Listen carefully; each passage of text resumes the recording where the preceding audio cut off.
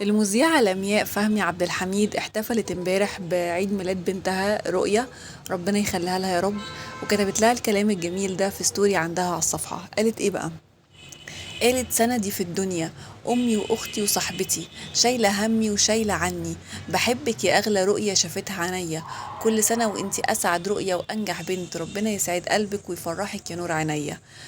بنتي واختي وصاحبتي وامي، ربنا يخليكي ليا، يا اول فرحه حس بيها قلبي واحلى فرحه في عمري، يا جميله الجميلات يا ست البنات، بحبك يا اغلى ما في حياتي، كل سنه وانتي منوره دنيتي، كل سنه وانتي احن بنت في الدنيا، عقبال كل العمر الحلو ليكي يا حبيبتي، ربنا يفرحك يا رب، وربنا يفرحني بيكي واشوفك احلى عروسة في الدنيا.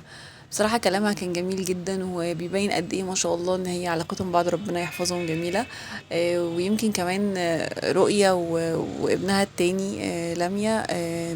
في ناس كتير جدا ما تعرفش ان هما مش ابنائها من زوجها الحالي، لا هي كانت متزوجة قبل كده وانفصلت وخلفت رؤية طبعا واخوها التاني. ربنا يخليهم لها، وبعد كده تزوجت تاني زوجها الحالي. ودايما بتتكلم على قد ايه ان هو اكتر حاجه عجبت لميا، اكتر حاجه بتقول لميا حبتها ان زوجها الحالي هو ابنها صحاب جدا.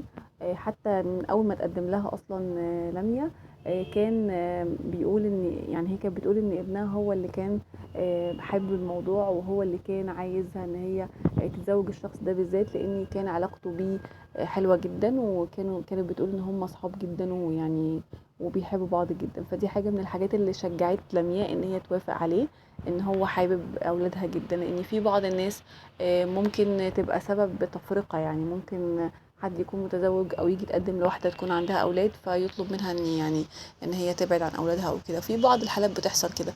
فده كان حاجه حلوه ان هو بالعكس، يعني هو حابب يقربها من اولادها اكتر، وحابب ان هو كمان يكون قريب منهم، ما يكونش في اي مشاكل ما بينهم، عشان خاطر تبقى الحياه هاديه ومستقره. وده اللي احنا شايفينه دايما يعني في علاقتهم ببعض، حتى لما اللقاء الاخير او يمكن اللقاء الوحيد اللي طلعوا فيه مع بعض كان هي وزوجها. وطلعت اتكلمت عن قصة تعارفهم على بعض وقعدت تتكلم عن كل التفاصيل وكده. وقالت من ضمنها ان احنا ما شاء الله يعني كلنا متفاهمين مع بعض، ودي حاجة من الحاجات الجميلة اللي الناس حبتها قوي. طبعا لميا مش محتاجة كلام، يعني الناس بتحبها قوي وبتحب اولادها، وبتحب كمان البرنامج بتاعها الجميل اللي هي بتقدمه. من ضمن الحاجات الحلوه برضو اللي هي نزلتها في الستوري بتاع بنتها وهي بتقول لها كل سنه وانت طيبه. قعدت بقى تنزل كل الصور بتاعتها من اول ما هي كانت طفله لغايه ما كبرت، وقعدت تعرض الصور كلها في الستوري، ودي كانت حاجه جميله جدا والناس حبتها، لاني مش كل الناس تعرف كتير عن لميا. يمكن حتى اولادها الناس بدات متاخر جدا ان هي تعرف اصلا ان هي عندها اولاد وعندها بنت وولد، وكل الحاجات دي التفاصيل دي كلها الناس ما كانتش تعرفها. لان هي مش بتتكلم قوي عن حياتها الشخصيه قوي بصراحه، يعني نادرا اول ما تلاقيها بتتكلم عن حاجه تخصها او تطلع في برامج، بتبقى حاجه نادره جدا بالنسبه لها. فعشان كده الناس دايما بتحب تعرف عنها كل حاجه، وبتبقى مبسوطه جدا لما بتشوف يعني اخبار عن اولادها وعن حياتها الشخصيه.